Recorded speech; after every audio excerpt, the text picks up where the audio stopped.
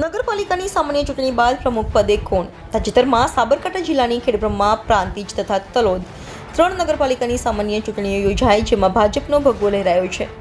હવે આગામી 5/3/2025ના રોજ પ્રમુખ પદ માટે ચૂંટણી યોજાશે, જેના માટે ગઈ તારીખ 27/2/2025ના રોજ હિંમતનગરના નવા સર્કિટ હાઉસ ખાતે ભાજપ પ્રદેશમાંથી 2 નિરીક્ષકો, પૂર્વ મહામંત્રી બ્રિજેશ મિર્ઝા તથા યુવા મોરચાના મહામંત્રી નરેશ દેસાઈ આવેલ અને જેમણે ચૂંટાયેલા સદસ્યોને વારાફરતી સાંભળ્યા બાદ અહેવાલ તૈયાર કરી મોવડી મંડળને સોંપેલ છે.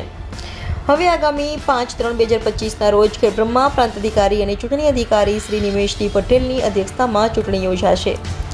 ખેડબ્રહ્મા ખાતે વોર્ડ નંબર 1માંથી સોનલબેન લુંબડિયા, વોર્ડ નંબર 2માંથી પ્રિયંકાબેન ખરાડી તથા વોર્ડ નંબર 3માં મોનાલિસાબેન તરાલ જીતેલ છે. આ 3માંથી એકના શિરે પ્રમુખ પદનો તાજ હશે. રિપોર્ટર જયેશ ઠાકોર સાથે શૈલેષ પટેલ, ઇન્ડિયા 24 ન્યૂઝ, સાબરકાંઠા.